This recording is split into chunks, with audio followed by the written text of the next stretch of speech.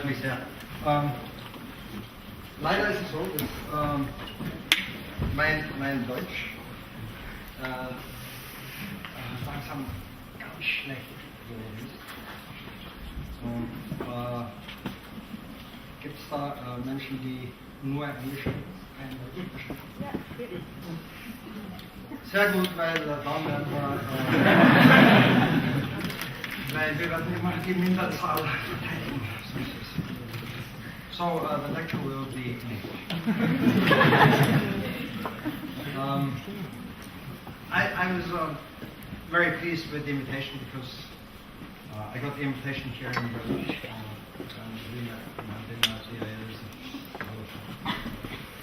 And it was great. It was just, so I said spontaneously, yes, probably if somebody else had asked, I would not have come.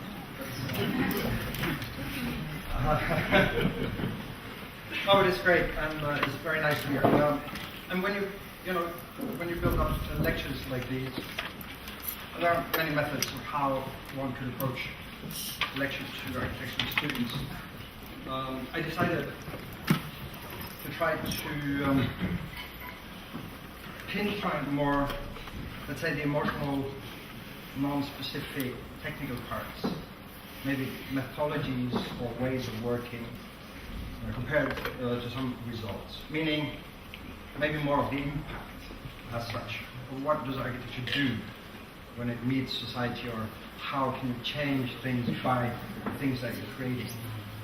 Now, a different lecture could have been to go into all the details and look at how the actual project is developing from stage to stage through a certain way of understanding large technical and difficult processes. But like I said, I decided to do it on a more, let's say, horizontal level. But we can have a discussion afterwards if you like. We can discuss things. But I just wanted to start with one notion, which is the notion of location. But when you work, and it'll lead to the next picture afterwards, which is form follows environment. But if you start thinking about the fact that your body is located somewhere in the world, you start combining things in a different way. When you're looking for similarities that might enhance your own position. To that extent, this is the office in Oslo, obviously, and this is the office in New York. So you will see we're looking for similar locations when it comes to how offices are located around. It means similar setups, similar office spaces, similar ways of trying to push the everyday situation into the picture of what we want people to be doing in their everyday lives. And from this point of view, form follows environment means form as a wide terminology. Form of work, form of buildings, form of form of situations you let yourself into, described by the environments that you actually work within. And it would only be reasonable to think that there is a certain sequence of form that follows that particular environment when it comes to the objective of architecture. We have defined this as people, process, and projects in this sequence. Let's assume that architecture is an art that is only being produced because of people, not quite as art. Because art can exist completely on its own, detached from a humanistic development throughout history. So if you take that into consideration, maybe people as a terminology starts to become the first type of environment that you actually need to grasp in order to be able to follow both your own vision, long-term ambition, but also to be able to create meaning into the things that you're trying to do. So let's say we start with the people as something that is a self-reflective situation within a group of people wanting different things but having one profession. And that, for instance, in our office would start with trying to engage into a creative environment. Now, how do you do that? A creative environment is not something that is a given, but it's something you create. You create the process, you create your office with the same attitude as you would do with any other project. And we've said, when people ask us what is our most important project is Snøhetta. So in that sense, you shift the attitude of what you're doing and why you're doing it towards yourself and your own setting and your own environment without becoming egoistic in any way related to that particular thing. And that is driven by singular in the plural attitude, which means it's the individual person that contributes to the collaborative work, not the other way around. You don't define your organization and then let people slide into it. No, the organization that you're developing is defined by the people inside this organization. That means there is a certain dynamic and change also to that level. Let me just give you one little example. Let's say the parameters of a project would be described by this cylinder. These balls are people. You let them move freely within the parameters of what you want to achieve. And all of a sudden, you narrow that through a bottleneck when everyone agrees and it becomes a project. But the way there is important to have individual freedom. Otherwise, you can't think. And if you don't think within the parameters together with other people, you will never reach this point. Interestingly enough, the one person that went straight for the goal, as you know, will miss. Simply because the goal is dynamic as well. It's like hunting deer. If you shoot at the deer that is running, at that point in time, the deer will be there and the shot will miss. So, it's important to have this free movement in order to be close to that particular time when the decision or the concept is made solid. That in itself needs a certain physical surrounding at the same time. You need to provide the tools for people to be able to work within that chaos. And this comes directly from because if you organize too much, you'll fall out. If you organize too little, you'll be completely dead within 2 or 3 years. So what is this? It's like Sverre Fehn, famous Norwegian architect, used to say, everything is about, on one hand, order here, and this other strange thing on the other side named chaos. And in between these things, everything happens. And the same happens in your physical environment, in the office space that you're actually located within.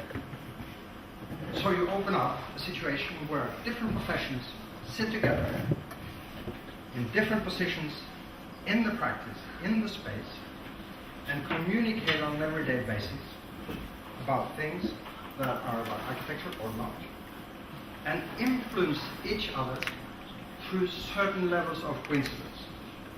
So a normal setup in the office would be one person, one profession, or a project. We would mix that completely through the office space. And in a normal setup, you would have formal lines where information trading is happening in the space along certain connection lines that are given through administrative work. But let's say that these would be informalized in a totally different manner. All of a sudden, you would have an organizational diagram that looks like this. And that means that you let people move, and the container is still the office space. That's where it happens. So this then creates what we call a collaborative environment. And the form of work is based on a collaborative environment. That means involvement of people at all stages. The discussions that you run are across the border with as many professions as you can include into the specific discussions around the stories that need to be created in order to be able to design or even draw. This could be an exhibition like the one we had at DAC, or it could be the discussions with the client at the Ground Zero Memorial Pavilion with stakeholders up to 500 in a room. Protestants, Catholics, Islamists, police officers, Republicans, Democrats, all with different opinions. So how do you negotiate in situations of architectural production when it comes to being clear about the product that everyone wants to spend money to build at the end? Only, and especially in this position, through negotiation. So we defined it from the very beginning with the client as a negotiated project. So that collaborative involvement then gives results where certain aspects of giving and taking is a continuous process. Architecture is not solid. There is never one particularly best solution. There are hundreds of good solutions to almost any problem. Art is to grasp one of them and understand that that can be translated into a better everyday situation for people. And that can go all the way in how to react in relationship to the people that you're actually working with all the time. Like these over 100-year-old people, which we interviewed. They live north of the polar circle. They're from 102 to 106 years old. Last living people that actually can tell you stories about before electrical times, for instance. It's important to meet these people. All of a sudden, age within the people starts becoming specialization. So people is more than just being here and now. People are information that you need to grasp right there and then, both from an intellectual point of view, but also plain straightforward related to what they have to tell, what they have to say, and their basic experience. So the process is the next. People, process. Process, to me, is a reflection on how people are being involved into where you want to go. We have a whole series of PhDs that have been written about our creative work in the office. It ended up in a book called Idea Works, where it's been analyzed what type of drivers do we use when we are at our best. What do we actually do when the results, as they are evaluated by others, seem to be the best liked or the most convenient result? One of these drivers is transposition, where we consciously change the position of one professional into another person. We take one architect and we tell him or her to become the landscape architect. The landscape architect might become the artist might become the sociologist might become the engineer might become the writer, and so forth. But only during creative thinking. That it has two advantages. One is that each profession relaxes on their responsibility towards the future defending of anything they have said or needed to do. The other one is they leave their negative experiences behind. They're not afraid of being partially stupid in a setting like that. But what it also does, it releases the group that is actually starting in workshop-oriented work to actually move from A to B without having the internal discussions that normally happen when we have conflict-ridden workshop-oriented situations. So that means one person can be many at the same time. This book is in English and Norwegian, Idea Work, and it describes these drivers quite eminently. I talked about place. One driver is place. Where are you with your body? What do you actually do? How do you enhance your position right here, right now, with your whole body? Architecture is not done with the brain, not with the hands, but with everything you have, starting with your toes and all the way through the body and all the way up to the brain, and maybe some people believe even into your aura. So place of an office is important, but also the places within the office are important. We have 4 really important places in our office. One is the big lunch, dining, meeting table, where the chef makes food every day at 12. We have guests, invited people. Everything happens around there. Then, of course, you have the coffee machine, most important drug in the world. You have the workshops with the robots and the 3D printers and everything that happens in an analog digital manner, goes back and forth. And you have the arena where we meet every Monday, talking about what's happened, what is going to happen next week, who divorced, who got kids. We talk about lots of things in life. In fact, we have poem reading every Monday. It's a poem relay. It's kind of fun because the most stupid poems actually happen there. It's kind of an arena. We introduce new employees. They have to talk to the whole group. They're being introduced the first Monday after they started. And then, of course, you have the common eating session. The lunch session to us is extremely important. We have about 35 different nationalities, so we have to serve food that is without pig, with pig, vegetarian, vegan. So we have to serve all kinds of different types of food, but it's also a workshop space which you then take on and you turn it into your space, where it, on the long tables, actually define it as your workshop space. But it's also where we have enormous parties, we have lots of parties, and it's actually quite important to celebrate in the place where you work. You break down certain illusions of how your own everyday situation is. If you celebrate your birthday, you get married in this space. If your children have their birthdays there, if you have your confirmation for your children there, if you have Christmas parties, summer parties, invite friends, have the chef come in, make food. So it becomes like a transformative space where when you work, you share that as a portion of how you live your life on an everyday basis. Another driver is liberating laughter. As you know, having fun is important. And fun is a driver. Laughing is a driver.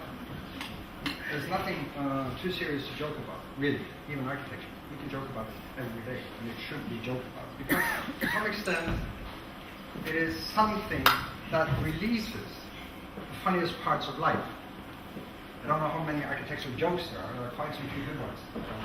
Quote them here, you can look them up. But that particular release of certain situations where, let's say, the endorphins in your body are being released. This is simply a way of reacting to things. You might laugh through uncertainty, but you might also laugh directly related to how that works. So these workshops and this laughing while working. We have a French magazine, Architecture Review, come by, and they couldn't understand why people were laughing so much in the office. And because that probably would have meant that we didn't take it seriously. You know the French. It's citoyen. Well, everything is serious. But apart from that, after having spent 2 days in the office, they were laughing louder than anyone else out of pure guilt. And that's... Another one is rapid prototyping, quite obviously. That means you translate the things you do on the table straight into models, into different situations of digital work and handmade work. We define 3 typologies of this relationship, what we call analog, which is the things you do only with your hands. Then you have analog digital, is what you do with your hands. You scan it, you bring it into the computer, and you give it vectors, and you give it actual information. Then you have digital analog, which is what you produce in the computer, and it has a 3D printing or robot actually producing the result at the end. And then you have digital which is what stays in the computer, or maybe even printed like a film or architectural film or something. So we're trying to maintain this movement in rapid prototyping back and forth through supplying enough tools, again, for us to be able to react directly with forms, shapes, and developments within a short period of time. Getting physical. I've talked about this before, but Laurie Anderson said walking is preventing yourself from falling forward. It's a really nice thing to say, because actually that means you're getting aware of gravity at that particular point in time when you understand what she said. I heard that, by the way, first time in Lutz, which was nice. I wish I helped. You were there. And it's a fabulous, tiny little sentence, extraordinarily important for architecture. Walking is preventing yourself from falling forward. So what we do, like I said, we take the whole group of people from the office up to the mountain Snøhetta, which is in the middle of this mountainous area called Dublin. So if you're a secretary from Brooklyn, and the only landscape you've ever encountered is sort of the edge stone of the street, they still manage to get up to the top. It takes about 3.5 hours up, 3.5 hours down. When they're back, when we gather, they're very exhausted. We can drink, and we can tell them almost anything. And in this area, we have designed one of our very small cabins, which is part of a series which we call keyless structures without keys, open 24 hours. And we gather there, hot dogs, fireplace. Which leads me into the last sort of, and the longest part of this lecture, obviously, but what are the projects coming out of these processes? Recognizing people and process as an integral part of being an architect. There's no division in the flow of these things, but in order to have them in your mind, you need to define them. So, again, form follows environment, and how we've talked about work environment, creative environments. We worked about how that might shape the mindset in order to move forward. In a similar way, we could approach it from a natural environment side and say, nature will form your product in some way or another. It has an influence. So, the natural environment might be as much of something giving it form as something else. That type of experience is then embodied. And I remember Anna, for the Soto class, she had this wonderful bubble, underwater bubble, where she quoted, I think, I can't remember. In any case, the quote goes, architecture is nothing to resist but nature itself. So that means you're artificially reacting to nature, but nature informs what you're doing, to some extent. That could be sort of just a fact that you need to build a cabin for people to look at the reindeer. So that will inform that building. Now those animals are moving and they're in a different position every day, but it might still, from a natural point of view, inform what you need to do. In the same way, an old cabin in the same area might inform you about proportions that have happened to be there for ages. And that might lead to form. Simplify it in its framework of how to capture that particular surrounding. If you overlay that, you will see it is basically the same. And then you might have to introduce something out of nature which is less forced, but actually gives you a possible, say, interior of a building. In this particular case, it's the dry, plugged wooden interior, which is produced directly from the computer into the machinery. But it starts with the wood. It starts with picking the actual trunk of the tree. So even if it's a digital production line, you still have to pick the tree. So the knowledge base that is left, people think, in the relationship between analog and digital production is not the case. Because you still need the basic knowledge about wood. You still need to know how to dry the wood. You still need to know how to dry plug the wood. And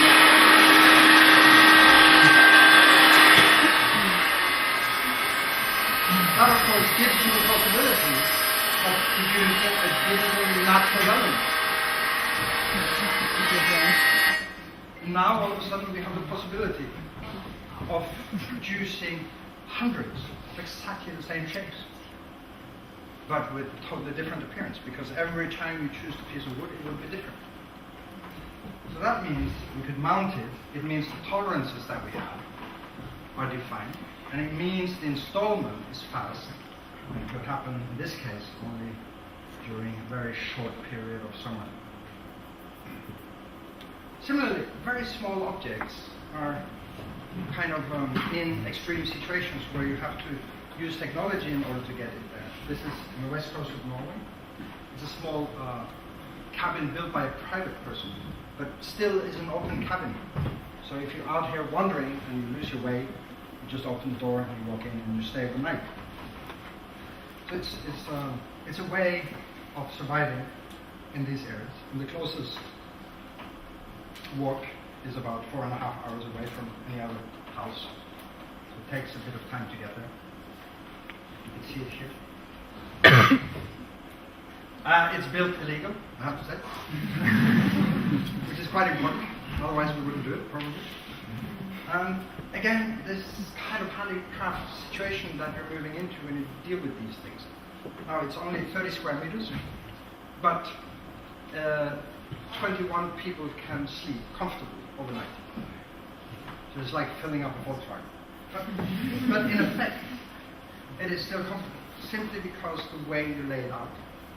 And architectural solutions in the functions are not said to be absolute. They can change. What we did manage in this particular case is also, of course, to find a guy who could still create with the wooden planks with the axe, so we wouldn't cut them and we would not lose much wood for each piece, and it would go with the flow of the wood. So in any case, they would close up very, very good, and then using a tar surface. But we're doing that now with the hotel at Lofoten, similar things. But in this typology, we've been trying to move from nature perceived in different perspectives. Let's say a plate tower here for Swarovski outside of Innsbruck became a place where you said, well, nature derives the verticality of that particular location. It's not like it has to be horizontal in order to be informed by its surroundings. But here also, it's the nature of play that actually informs the building. And in this particular case, it's just a matter of stacking completely different playground functions on top of each other instead of stretching them out sideways. So all of a sudden, you have a natural environment where kids can climb inside this glass house tower, and all of a sudden they get a natural height inside, which is like 20 meters tall for kids to climb. And again, something from the God's time, Snøhetta said, if you don't challenge a kid, you will hurt itself. So we started out by saying we need a room with knives. Swarovski said no. But the effect is that you have to learn these things. And that is what we mean by form following, in this particular case, the nature of play. We've done that similarly to many other projects in Norway for the moment, what we call the touristic road system. So we supply certain spaces for tourists to stop their cars, go to the toilet, or buy potato chips and drive on. But this particular building is then built by wood that was collected along the seaside, which is salt with salt. So it's already completely impregnated and collected and reused for the building. But it could also be informed by bees. Like in this case, we've built a series of beehives for honey production. And we produce them in our workshop. We put them on top of restaurants that sell these type of things, and then you get 80 kilos through a season of bees delivering straight down to the shop below. Things that are informed by things. Here we can control the temperature to the best possible production of bees. Right? And our bees are bees that fall asleep during the winter, so they're not live all year. So it's important that you have the best possible conditions for them to evolve. But it could also be informed by a location in itself. This is a piece of ready-made architecture, which is just a culvert, which is normally used for getting water on the roads, turned into a museum for one photograph, which you see in Kivik in Sweden. But these are the kind of, that's the type of information I'm talking about, giving it shape and form. Or it could be the ESO, the Australian company producing skin care products on an ecological manner, which then creates and informs the interior spaces that we do. This one is in Oslo, this one is here in Berlin, with these cupboards closed. But let me get to another one, cultural environment. How does culture inform what you need to do?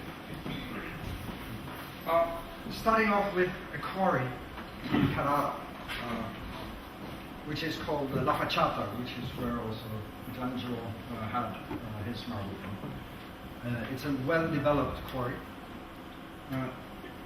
But the effect of that particular stone is embedded in the culture of taking the stone out of the quarry. The direction of the stone is a cultural way of thinking. It's embedded, again, into the quality of each piece of stone. And when you know that you need approximately 35,000 different pieces of stone in a big jigsaw that needs to fit on site, without cutting on site, into a large picture, then you have to use this culture of stone masonry, stone cutting, and understanding the stone per se. We chose this marble not only because it's white, we chose it because the quarry has its own culture. And, of course, the stone has its own culture, the marble. Marble is an unfinished stone. So when you hit marble, it goes like, no, not like this. This one, maybe. It has a bling, because it has a tension. It's unfinished. The interior tension in the marble is still at hand. It's still developing. If you take a granite, it goes like this. It's finished stone. It doesn't have inner tensions. That means you have to quarry the stone against the inner tension of the stone, which again means it has music. So when you hit the xylophone made out of marble pieces, you can tune them to become music. And we created an instrument for the opening of the Opera House in Oslo, which was a marble xylophone instrument. But it can also be the information of artists that actually work against or with the architecture that you're doing. Both, remember. Like here in the case, Pay White, for the stage curtain of the Opera House in Oslo, which is a clean-cut illusion of a three-dimensional object. But in the end, it's a woven piece of textile with no silver thread whatsoever in it. It's just woven with different colors, reflecting the colors of the main hall before the main hall was built. So it's creating this illusion on the borderline between public and stage.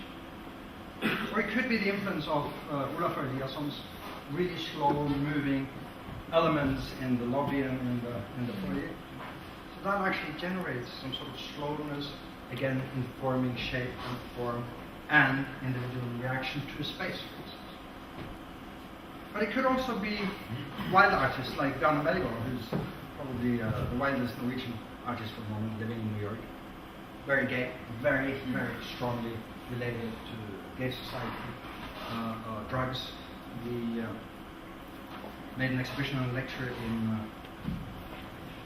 in New York, which was based on the architectural understanding of the drug lord's aesthetics. Now, what is that actually? The aesthetics of the drug lord is related to the fact that your decision of what you want can only happen now because you don't know if you're alive tomorrow. So in effect, the choice of a Biedermeier, wonderfully bought at an auction by someone who knew that someone wanted to get this, combined with a plastic chair that you can buy straight out of any neighbor's shop, is being combined into new aesthetics. And right now we're doing research together with Bjørn, try to really, is there anything more related to what we call narco-texture? But he wanted a house to die in, it's called, from his side. So he gave us these drawings of houses, like hundreds and hundreds of drawings, how he wanted his house to look like. But we were not quite sure if we understood his way of envisioning the three-dimensionality of this object. So we took examples of pieces in his drawings and started digitalizing it and building 3D models out of the 2D drawings, just to understand whether we were on the right track when we were reading the drawings. And we were, so we continued. So this was kind of his final drawing of the house. And what happened was we took this and we generated a 3D model of this house. And through the process, we said it's kind of hard for us to build this house, but we'll be able to subtract out of this a certain level of understanding through the computer model. So we scanned this, we built a 3D model, and then we subtracted the amount of information in the 3D model. Obviously, we triangulate by doing that. So in the end, we ended up with a house that again portrays the drawing one-to-one on top of the subtracted information on his basic drawing. And by doing that, we also created a three-dimensional effect of the line itself, because the depth of engraving was according to a certain color in the drawing. So the deepest are the blue and the more shallow are the red. And because it was a house to die in, we burned the house before he could. So in effect, the cladding is burnt oak, and actually giving us this type of effect. So we've been struggling now for 2.5 years to get the permit in Oslo. It is only 200 meters away from the winter studio of Edvard Munch. So you can imagine that it's quite a bit of a struggle. But we'll win. Don't worry, we'll get into it. So the windows then happen in the blue zone of his drawings. But it could also be the cultural driver for certain elements, like the Serpentine Pavilion, or the Serpentine Gallery in Hyde Park in London, which invite people to do pavilions every year. I did it together with Olaf Eliasson. And it's not the idea about the pavilion, but it's about the cultural marathon, 24-hour marathon of art happenings, of cultural programming over a period of 3 months. So you can drop in at 3 o'clock at night and something will be ongoing. You can drop in at 6 o'clock in the morning and it's still open and something will happen. So this is how it informs the attachment to the pavilion itself is only an extension of the program. And by translating that into a piece of architecture, like in this case, you only manifest the intention of the pavilion. The pavilion itself is meaningless without this program. Or it could be for a jazz concert, a temporary building, here the Tuvalu, as we call it. It's outside of Oslo. Kongsberg has a huge jazz festival. It's designed for 2 particular positions. One position for the public here when the band is playing here, and one position for throwing the sound down where the beer tents are, so they would, be able to stand here and hear the concert over here, but also the public here will hear it stronger. So it's kind of this double divided acoustical temporary performance space.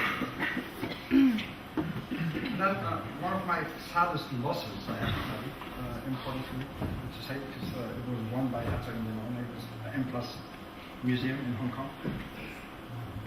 But then again, you talk about horizontality and art informing horizontality into the museum world. One thing we do know in the last 25 years is that all of a sudden the public, the visitors of museums, have become the biggest enemy of the art. Now, what kind of sense does that make? It's like turning the whole thing upside down. The museums are there for the interaction between the public and the art. And in order to do that, we need to introduce new typologies of museums that can actually, in the long run, survive this fight between the public and the art itself. So the site was unfortunately too small to make a completely horizontal museum. So we had to sort of turn one piece of the museum up. But that actually worked quite nice with the program, because then the administration had a different place. So in effect, you organize a program like this, you set it up, and it comes from somewhere. It comes from the wish of creating absolute horizontality. So if you think of Hong Kong as a painting, we use only black and white. It's like the way of reading Hong Kong through either colors or black and white is a different issue, but the horizontality of this entrance plaza covered all of a sudden became the most important aspect of the museum, because you enter the museum before you actually enter. The horizontality that we read between indoor and outdoor already is the museum. So we kept doing this for some time, and are now trying to further develop exactly this museum typology, where you enter the museum from the top down, and the plaza that is generated on the top of the museum is also your entrance lobby. That we couldn't do in San Francisco for the SF moment. The site is totally narrow, and we have here also earthquake situations. So what we've done is simply try to fill out as much as we can from that particular space in order to open up the ground floor to the public with free space for people to flow in, like the installation of Richard Serra, which came in the other week. All of a sudden opening up to different situations, letting the public deep into situations of the building and straining it, pushing levels and layers and lines of public access deep into the structure of the building. And by that, creating connection to the street again. Storefront situations. Same we'll try to do with interiors. Now we have sort of the exhibition spaces coming. I was asked earlier today, how is it to build a building and to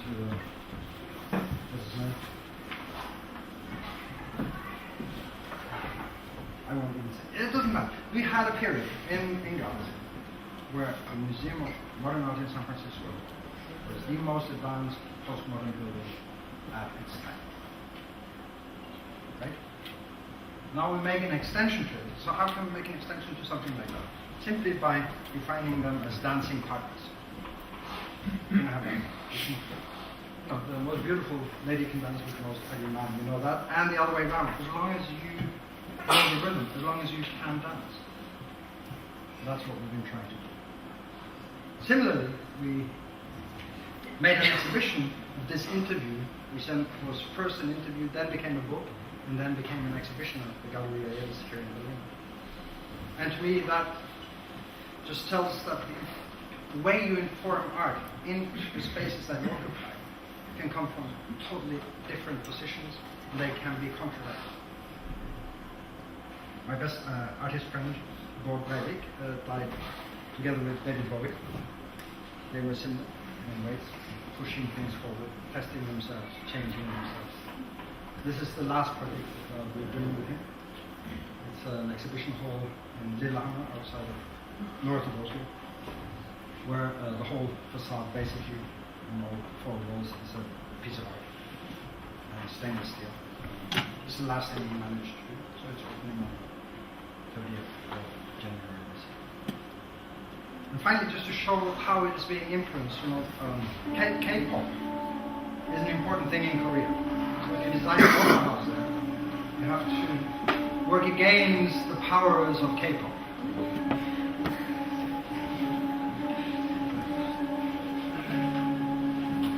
That's why it's slow.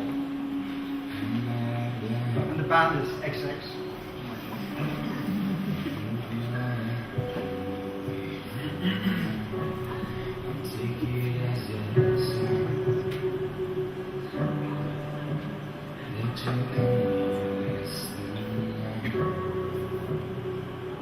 Oh, it doesn't move me too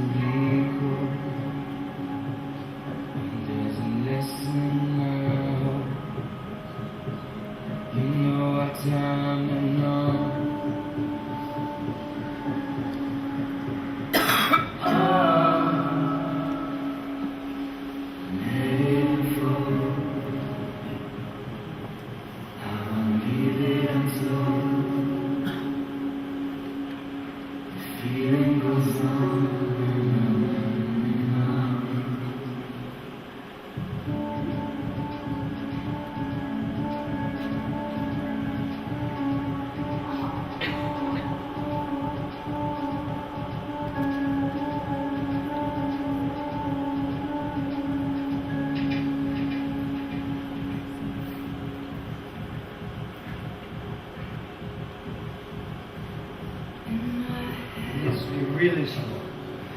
And it needs to be something different than opera music.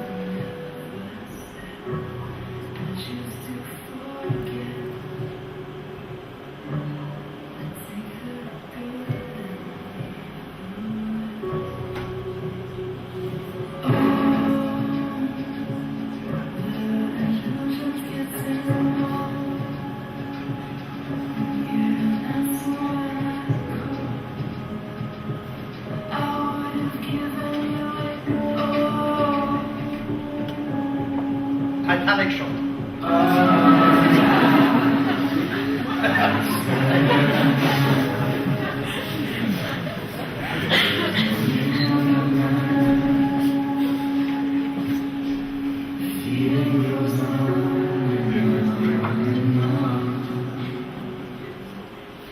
So, as you have seen, the building is also double-lit. And the way it evolves, out of certain situations of inspiration can also be defined by music.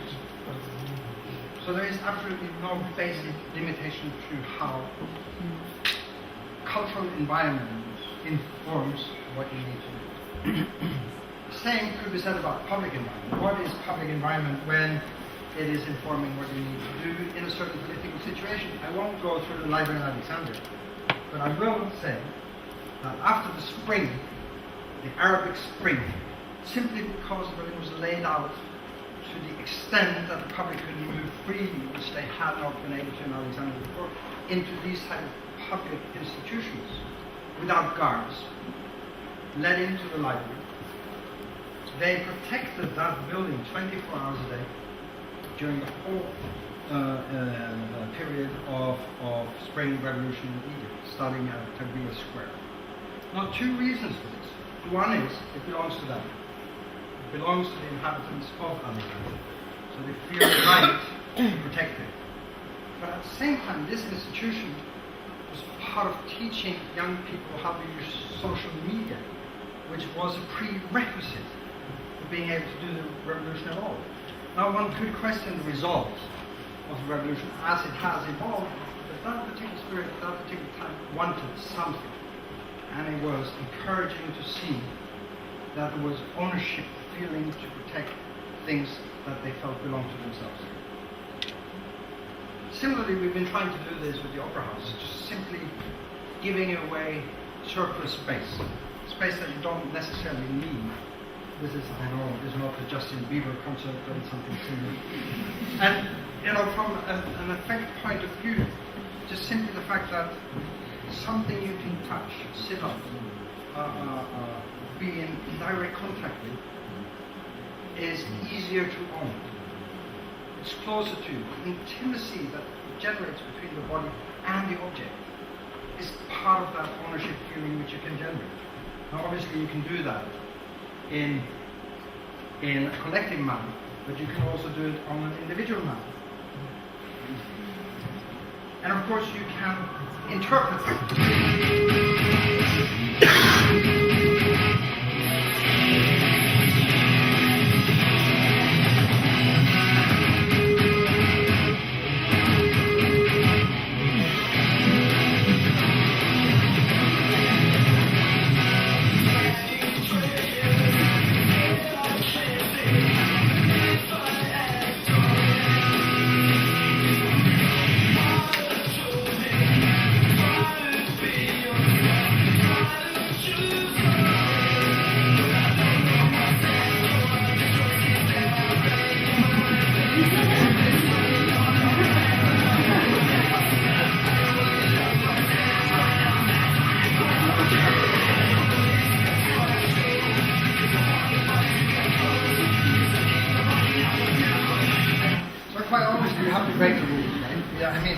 building regulations are there to be broken.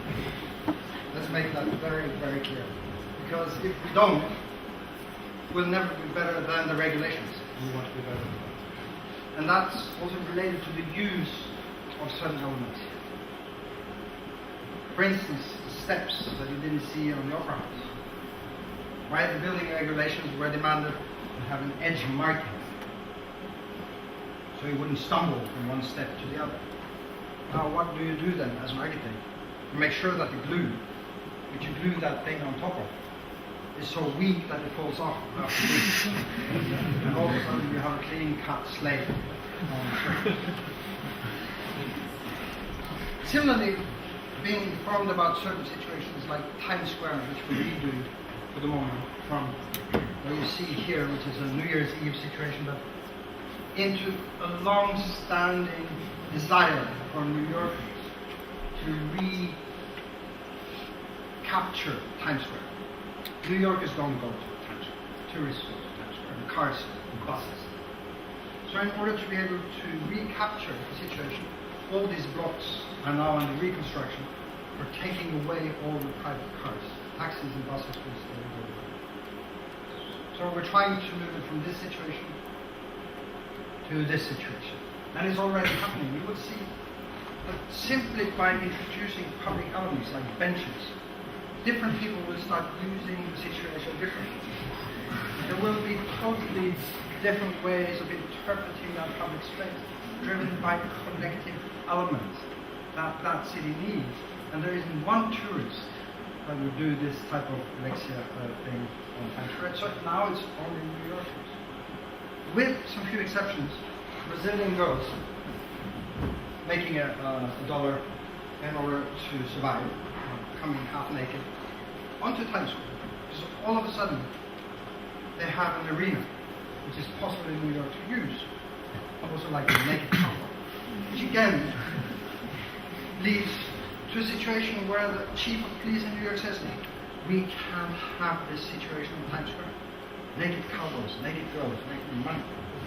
We should dig the whole damn thing up and turn it back into cars and buses.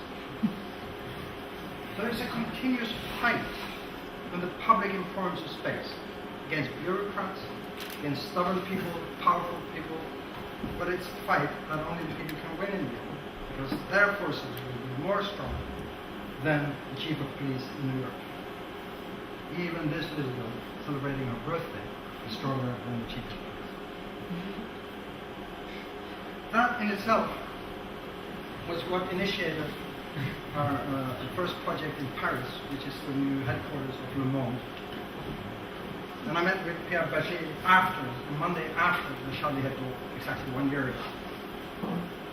And he said, I want the public to influence my media house. Monday after Charlie Hebdo. He says, I want it open, accessible, and I want my media house, with Le Monde, as one of the still leftover leftist, not as leftist as it was, but still quite left, moving the public into their spaces. So we created this bridge which actually opens up for the public to be part of that building, also inside and outside. Now, of course, after the last event, we're still struggling a little bit with security. But it will happen in this moment. Or, many people ask us, what happens when you build in Saudi Arabia for these exact same reasons about the public? In this particular case, it's a subway station under construction in Riyadh, and all of a sudden they're introducing subway stations, which is a fantastic thing because that generates one level of freedom for women to move on their own. Before, only with a chauffeur, now with the subway. That in itself is a way of creating a new atmosphere in the public one of Riyadh. And simply by introducing public plazas, which are not part of the program, all of a sudden the collection of people in spaces like this is all of a sudden collected. And at the same time, creating the shell, which then gives us the opportunity to look from down to up, and from up to down, and at the same time surveilling the area.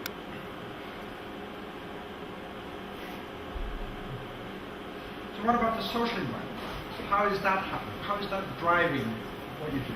It's a way of creating certain conditions and situations. One of the first things we did with the library in Alexandria was to introduce new bidding procedures and new procurement procedures for the workers. We introduced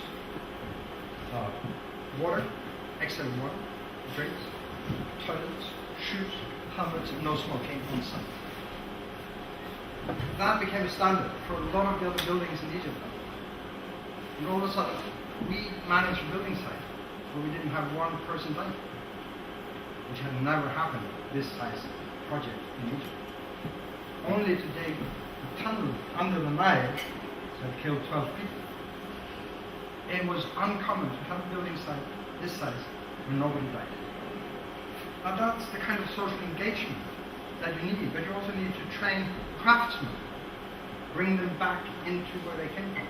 We opened the quarry all the way to the border of Sudan, and we had craftsmen from Norway teaching 20 young Egyptians how to hand carve in granite.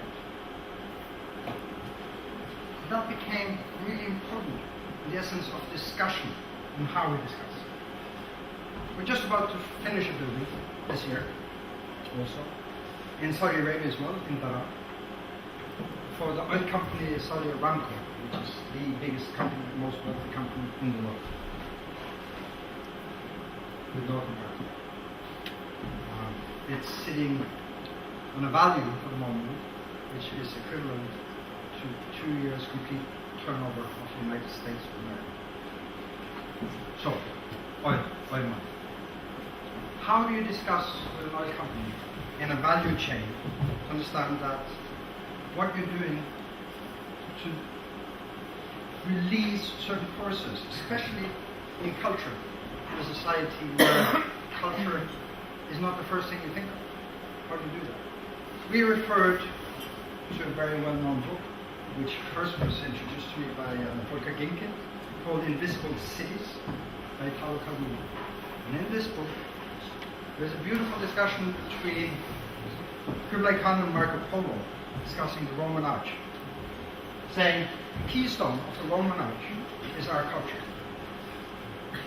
When the pressure from one stone to the other stone is released, is lost, it's because you pull out the keystone. Then the whole bridge collapses. We took these stones, we looked for them in the desert of Dhahran, and created basically the building which had a keystone, which you see right here, which is the smallest stone in this type of creation. If you pull, literally, if you pull this stone out of this construction, the whole building will collapse. And you will see it contains only cultural functions. Library, Keystone is a continuous knowledge development center. The Great Hall, which is an exhibition, and it has the first public cinema in Saudi Arabia. They don't have public cinemas. Its Sober Photo was performed the first time in 2001 in Saudi Arabia. So it's this relationship between what you have, what you could get. The average age in Saudi Arabia is 21 years old. Everyone's on social media. They know where they want to go. And you have to provide them with the tools and the means. And architecture is one of these tools. You're trying to socialize aspects of particular societies in one direction. But it has technical challenges to build buildings like this. So we said, to add these strange pebbles, these stones, you just use the line. Line is the simplest to bend. You only need to bend it in one direction. And all of a sudden, the geometries that we generated came out of the openings into these pebbles as a continuous line, altogether 380 kilometers of stainless steel pipes. And by doing that, it generated its own pattern, almost like fingerprints. So each stone has its own fingerprint. Bending these things, we took a machine that is for bending handrails in stainless steel pipes and built it to be able to bend precisely all our pipes to fit the geometry exactly. And in the end, of course, then you have an enormous pipe-clad building, stainless steel pipe, air going through, just testing the heat exchange possibilities of filling exposed areas of this with water.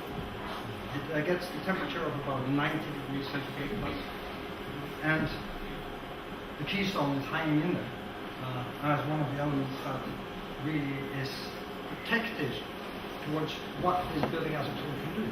So So what you say is the smallest stone is the most important stone. Together with Martin Rauch, another Austrian, we managed to do the round earth walls mass-produced on site. So we actually inverted the site by producing huge round walls in the interior, also partially sealed. So how do you talk to an oil company saying, only two things you need to be worried about is where your oil came from and how it was pumped out of the earth. The big exhibition hall, clad in copper, one of the entrances, another part of the building. And the day before yesterday, we tested out the cleaning crane for the first time. So finally it works. We got to open the leg on top, got the crane out, and all of a sudden it's like science fiction. So it's nice. But what we want to achieve, where we want to go is here. Women behind the wheel. It's part of that evolution that is happening here. And huge, I won't get too into it, but the whole key to solving this situation is inside of it. Totally different, I've talked to you.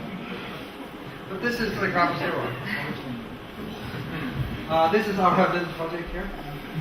Also Frank Carey is now one of them is Bjarke emails, by the way. Actually looking down on this little. So there was a big challenge.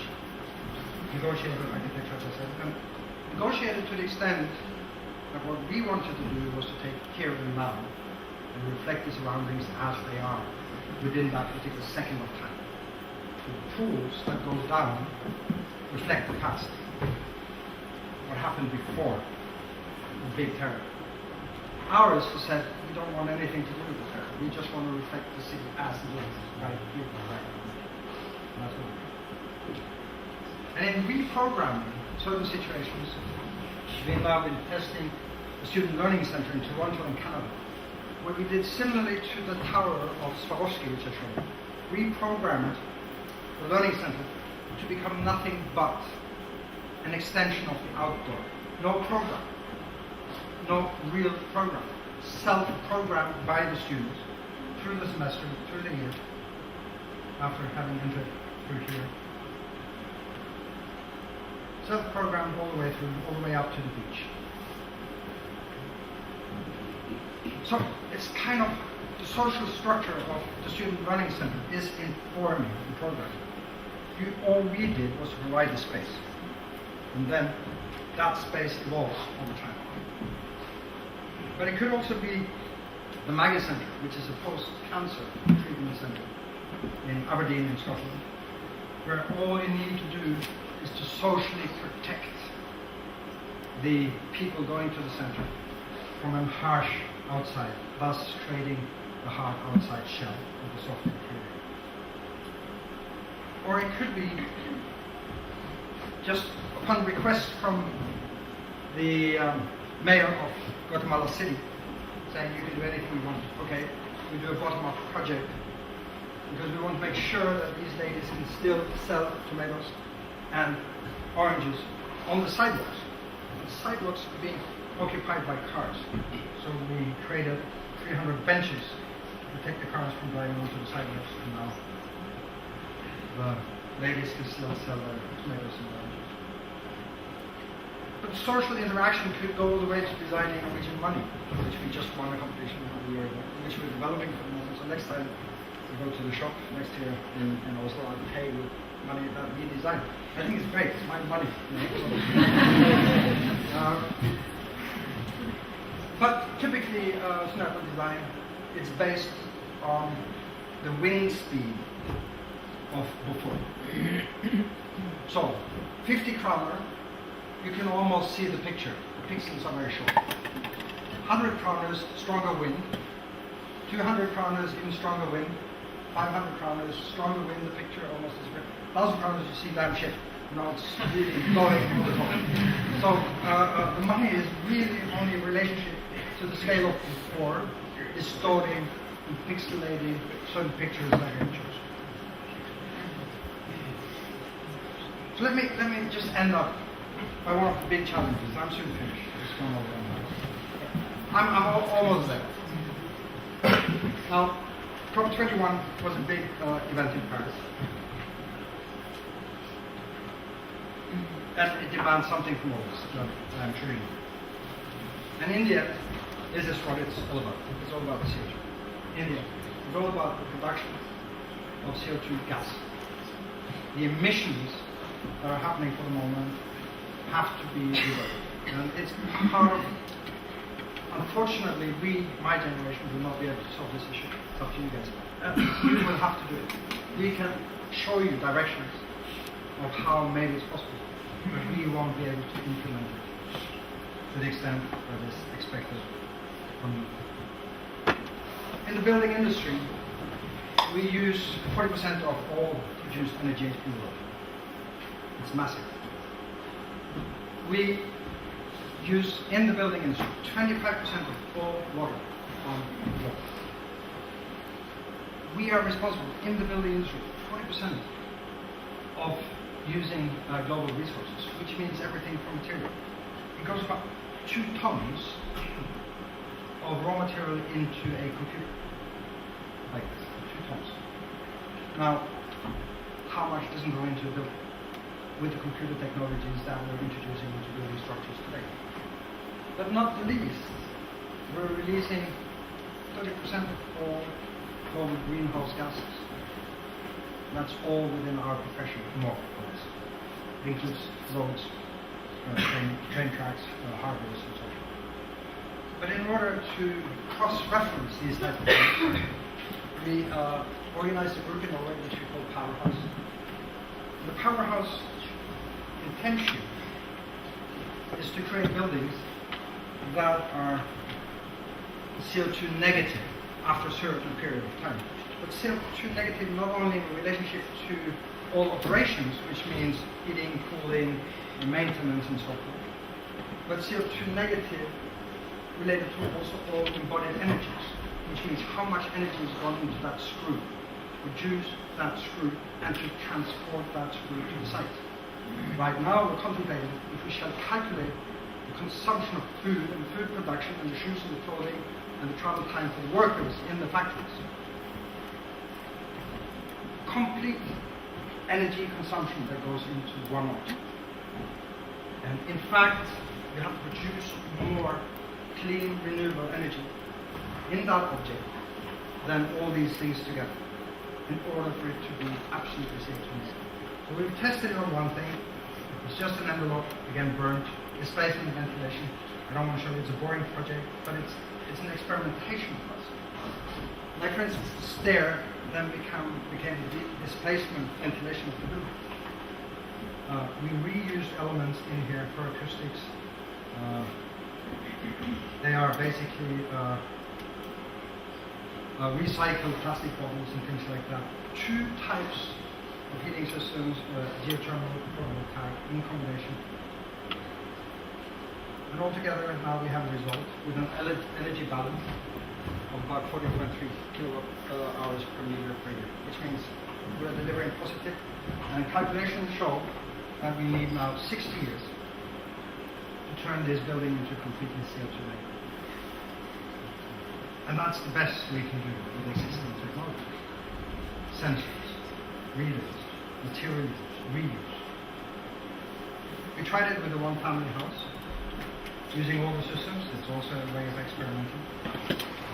But you will see, for instance, interestingly enough, everyone says, oh yeah, just introduce some photovoltaic systems and all of a sudden everything will be okay. But look at how much energy compared to the rest of the building parts goes into producing photovoltaic cells. So you better make sure that you locate the photovoltaic cells in a way that they actually do produce energy, otherwise it won't work. Yeah, a container is that's really cool. And now we're trying another completely new house all the way up in the north. But altogether, what I want to say is this is a challenge that is up and coming. The only thing we can do is try to guide certain ways of thinking about environmental location of energy production also will break down our understanding of aesthetics at a certain point in time. Because there will be demands to certain types of forms that will have to react exactly to the way the energy consumption is being read and measured.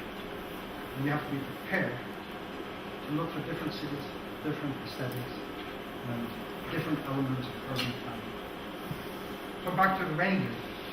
The reason why I said that with the reindeer at the beginning is these are 30,000-year-old, genetically speaking. They've stayed the same for 30,000 years. And the whole of Europe, even here in Berlin, everyone used to hunt them and eat them. They were following with the ice back from Lascaux. And inside the caves of Lascaux, which are 30,000-year-old cave paintings, we found exactly the same genetic reindeer painting on the walls. The reason why I'm saying this is I'm connecting the reindeer pavilion at Dover, Snøhetta, Norway, where these reindeer are still alive, with Lascaux in France, northeast of Bordeaux, because we're doing the Lascaux cave center at the moment under construction. But not only that, because we can't walk into the old caves, because they don't take any climate gas. They are completely locked up. So the way of preserving history is by not letting anything in. And that's where the copy is good. So now we're 3D printing a one-to-one copy of the caves. 20 artists painting these caves at the moment. Finished in about 4 to 5 minutes. It's under construction. That's it. Thank you.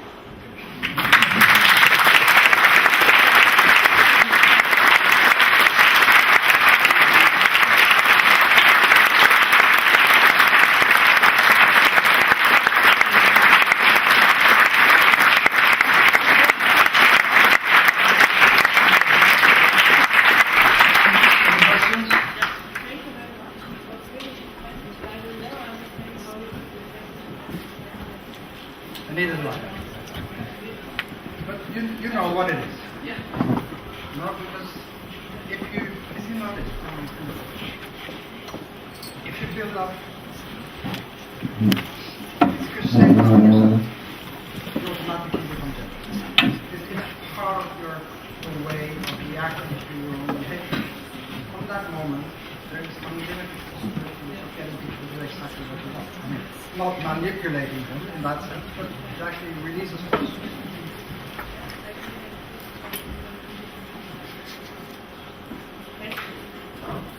I'm sure there are.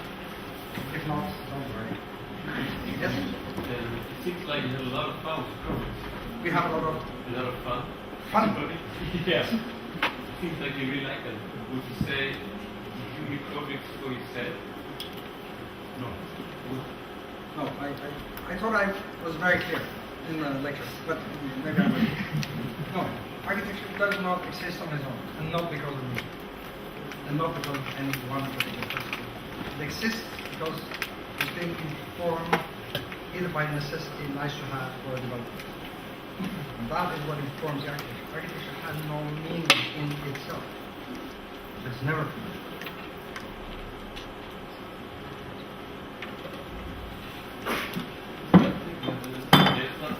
Building conditions for your own work. So if you don't appreciate your own work, you couldn't do it, right? So there will always be some. No, doesn't mean that you're not totally engaged. Yeah. Doesn't mean that you don't dream about it every night. Wake up with it in your head.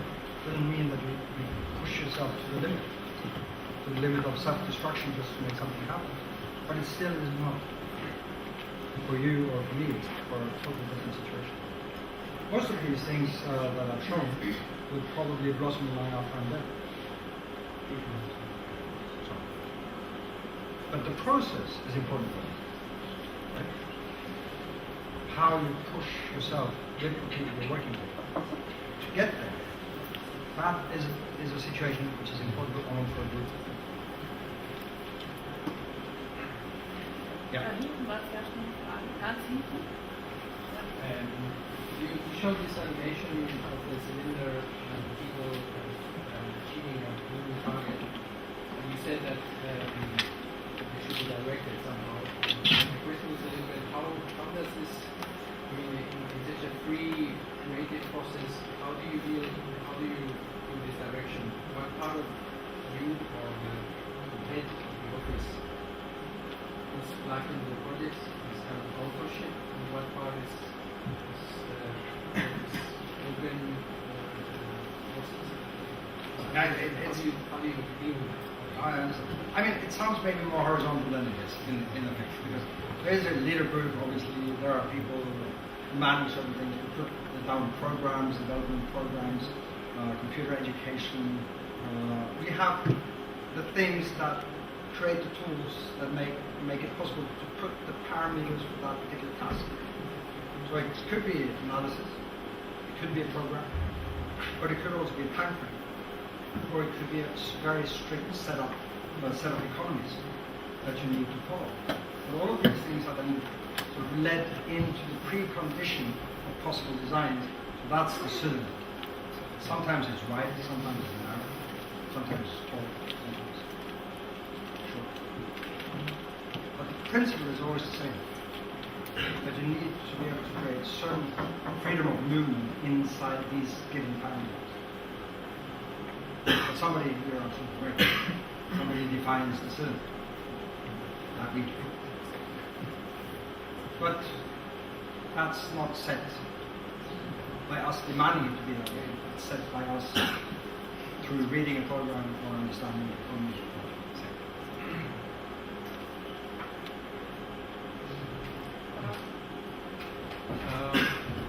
For me, it was really curious and interesting because when you showed the two energy plus houses, the passive houses, you were like, yeah, we need this and that, but yeah, boring. It's not boring. But yeah, my question. It's absolutely not boring. Yeah. I was tired towards the end. I should have put it first. But it's absolutely not boring. Yeah, but I mean, everyone agrees that they were not as cool as the other two. So I was wondering that you really tried and you failed at making them cool, was it? No. Is it like an unconscious thing before you make them? Or you say The first one is an existing one, okay, so which is restructured. So, and actually, that's one of the reasons why it becomes CO2 negative after 6 years is because we can subtract the concrete structure from the CO2 equivalent calculation. So if it had to construct it from the bottom up, it would have taken 80 years. Simply because you're using something already existing, means that it takes only 60 years. But I'm saying that's almost to the limit of what we can do for the moment. It's much better than any type of passive process or German side, but it's still not enough. But so you do believe that we can make cool passive houses? Absolutely. But why don't you do every project passive? Because it's not possible. Yet. It's just not possible. But you do, most of the projects you've seen move between passive house standards more or less. But for the big opera hall, for instance, we have up to three or four different humidity situations in the same hall. Not ventilation is one possible situation. You have one humidity for the singers, one for the instruments, you have one for the public, and you have one for the technicians. And these are within the same space, different types of temperature, different types of humidity. So in order at all to be able to produce an opera, we tried. It's not possible to do, for instance, natural ventilation. Not yet. It will come. Yep. Project is video, which is brilliant because of the place. It's not the same thema, but we skipped one image where there were like wildlife just in front of the building. And I just wanted to ask you, for your audience here, for you, what is the meaning of this wildlife in the middle of Hong Kong, if I remember, next to the building? So. Maybe it was a wrong sequence, I can't remember exactly. But Hong Kong is in many ways, is a very dense city, which has a clear borderline directly towards its jungle. Right? So you have a high-rise building, and 5 meters away, You have the jungle, in effect. And it's one of the most beautiful cities when it comes to interaction. It's like creating the opposite of Central Park in New York. You densify the city, and you let the animals come all the way to the border of that city, 5 meters away from the first high-rise building. There's this determination of looking at how you expand the city and how you look at density in the city. So maybe that's the reason. First, thank you very much for being here today. Sorry for my English, it's not perfect, but my question is, after this lecture, I see your journal, generally, a very expressive way to show the form of the architecture. And many times, for me, many objects or many buildings are like product design or like design objects. There is for me the question: how important is for you to tell a kind of story through the form of a building to your Well, I understand. I'm in danger of becoming banal in this type of pictures that you generate in lines of associations rather than manifestations. There is a certain interaction between form and visual understanding. Now, in absolute simplification, there are other architects doing that much better than us. Right? So our way of thinking is maybe more related to the sort of dynamics of the eye being on the move. Most architectural projects are standing still, and we are the dynamic users. So the way we experience things is by continuously moving the eyes or position of the ears or the nose. So maybe one of the reasons why form still matters to us is that the perception of the building is based on the movement of those actually being attracted to it. And already in that, there is a story told. And that story can be perceived the way we were thinking about it. But it could also be just to remind someone or to sit there and remember that you forgot to buy milk. So it's not trying to be pretentious in the sense that it is informing every user about one particular content. It is trying to open up certain gates. Yep. My question is, and I'm sorry if this is a point that you actually made, but I saw the link between I saw the emancipation approach and the subway station and how it gives back public spaces to the customer, but I kind of missed it in the building for the oil company and the woman who had Rio. I should have shown the site plan. But yeah, it's huge. There's a huge park which is accessible, which is a desert park, which is now another public space surrounding this building. So that becomes like a tree in the desert in a way, which attracts people simply by being. And a lot of paths actually lead to this, which is another way of moving freely. And the cultural programs of Saudi Aramco are the first programs that are mixed men and women. So they have tents during the summer where they're trying out the principles. Same entrance, sitting in the same audience like you are. And that is the big difference. But remember, only the summer event in Saudi Aramco only 2 years ago showed the first Picasso painting ever shown in Saudi Arabia. So it had a line like 300 meters of people wanting to see the one Picasso. There is this hunger, wanting to get somewhere. And what we're hoping is that what the building provides is the tractor, the tool, to sort of lift that one step further. Yep. Your buildings constantly engage with the public, and most of your buildings are very popular also. But I wonder what your relation is to pop culture, and if you think that you are part of that pop culture, and if yes, if that has downside. Yes, I mean, we've had this discussion already today. How much is being about timelessness? I think we're a product of the specific times we're living in. I will refer back to David Boyle. I mean, there's no question. There is a certain level of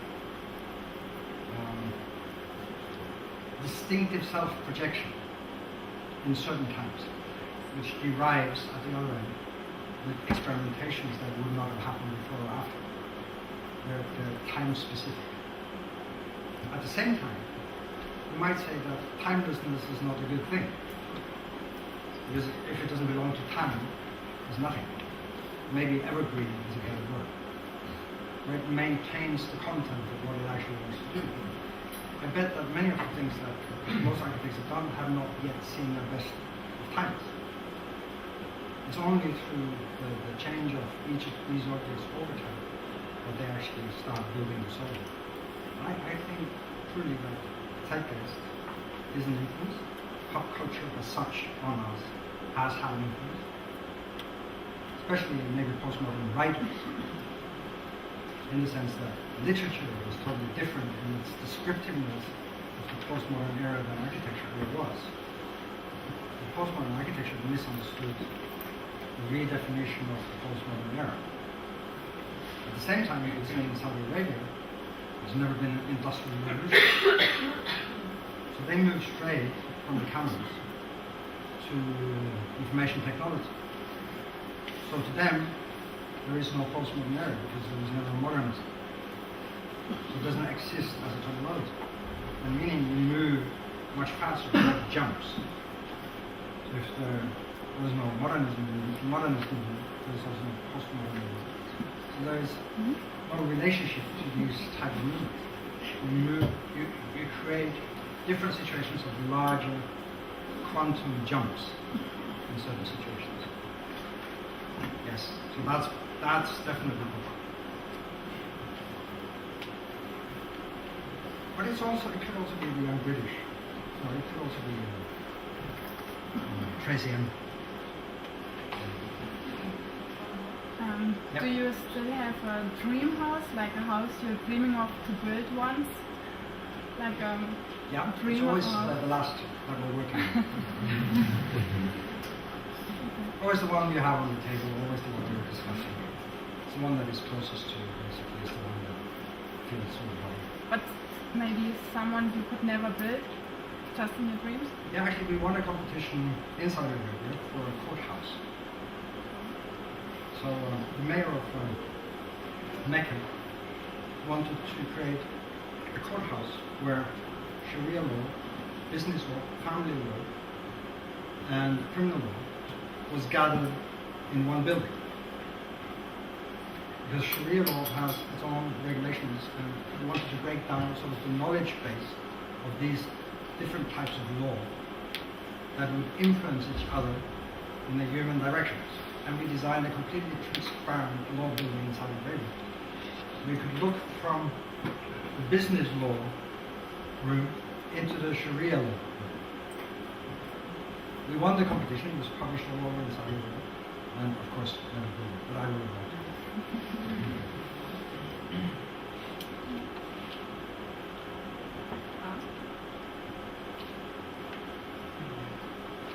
Thank you so much for your emotionally attractive project. And I would like to ask something about the Saudi Aramco thing. Yes. You introduced your options with a certain amount of self-reflection on the things that you're doing every day. What is your self-reflection like when thinking about the Saudi Aramco thing, which is like aspects of the queens of the Stone Age, like, you know, we call it Saudi Aramco, and it's rather kings of the Stone Age. There's dividing up stones and business, and the old oil age that we are hoping to lead into a certain statement, a graveyard maybe already. I mean, It's just no, but let's say there's this different issue of human resources that you collaborate with in trying to get from A to B. So we have Saudi Arabian engineers, architects, with their families, sitting in our office for 1.5 years. They had children, multiple. The women learned to drive cars and got their driver's license. So it's more than an object. This is what I was trying to say. Plus, India, yes, the object is important because that's the great attractor. But the underlying processes of the cultures invited into this world is actually the long-term institution. That's where the value is of investing in those. And the consciousness of energy consumption is inside, just because of its location in the world, it's one of the highest energy consumers per capita. Of course, they need to move differently. You see that happening already now, where maybe Saudi Aramco is going into local stock market, opening up private investors, traveling to Saudi Arabia. It's step by step. And architecture is supposed to be true in a step by step development. We're not creating huge revolutions. Not yet. But I think you, to a certain amount, you do much more to do a revolution than other of our profession. But in this particular case, I wonder about the just But you have to think about it. aspect. Okay, but you have to think about it in context. So what was happening in Norway before women could vote? And who drove that forward? Why did it happen? It happened because you had wealthy women driving that forward. There's a certain responsibility related to wealth. That wealth needs to symbolize itself in the involvement of its content, which means if you drive culture, culture is the spirit, it's the best possible spirit. And simply by introducing these programs, you get a different horizon. That horizon, at some point, is needed to derive at a different cultural point. So in that sense, again, the building is only the tool. But it needs to be very, in that particular, it needs to be super attractive. And sexy.